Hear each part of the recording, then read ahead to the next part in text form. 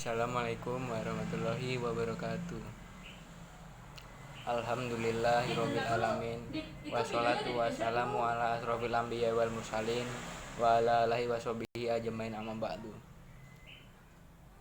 Perkenalkan, nama saya Andika Arif Syahadat, Prodi Manajemen semester 3 dengan nomor NIM 2261201617. Di sini saya akan menjelaskan materi bab 11 mengenai penerapan good corporate governance di Indonesia.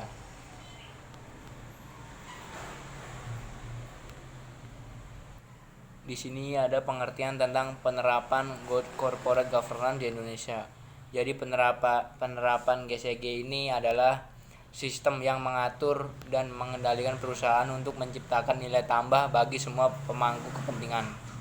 Penerapan GCG juga dapat memberikan manfaat seperti efektivitas pengawasan internal perusahaan, pengurangan biaya modal, peningkatan nilai saham perusahaan, dan peningkatkan citra perusahaan. Selanjutnya yaitu karakteristik umum penerapan GCG di Indonesia. Yang pertama adalah kepemilikan perusahaan terkonsentrasi pada individu atau keluarga, sehingga pihak ini mempunyai pengaruh kuat untuk menentukan arah perusahaan.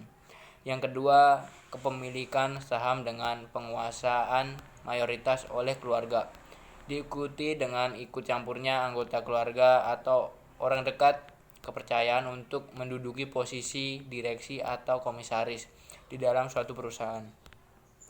Ketiga, kepemilikan saham keluarga juga diikuti dengan berkembangnya kelompok bisnis keluarga berpola konglomerat dengan bidang usaha yang sangat terdiversifikasi. Keempat, perusahaan publik di Indonesia pada umumnya mempunyai tingkat hutang yang sangat besar dan sebagian besar dalam bentuk mata uang asing yang tidak dilindungnilaikan, sehingga sangat rentan terhadap perubahan kondisi perekonomian.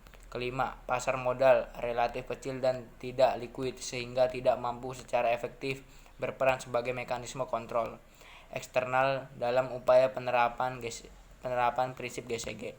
Keenam, kombinasi antara relatif kecilnya pasar modal Indonesia dengan sedikitnya proporsi kepemilikan perusahaan. Ketujuh, lemahnya penegakan hukum dan lembaga pendukungan yang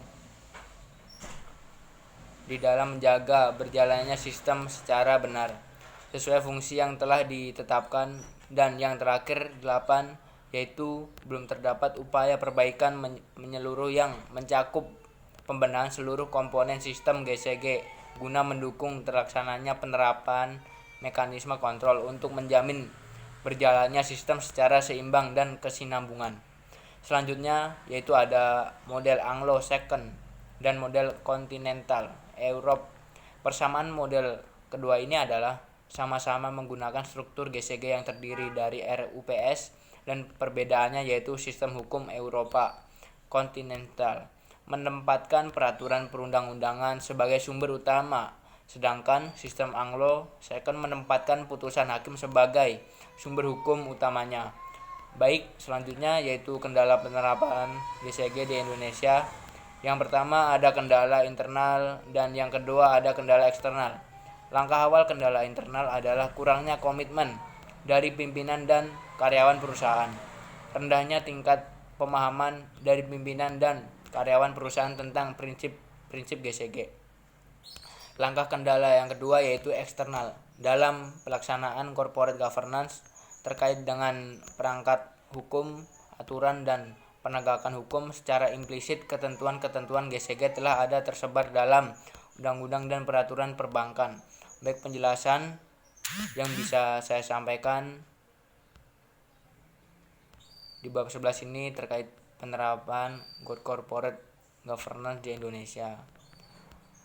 Dan ini saya mohon maaf apabila ada salah kata maupun ucapan. Wassalamualaikum warahmatullahi wabarakatuh.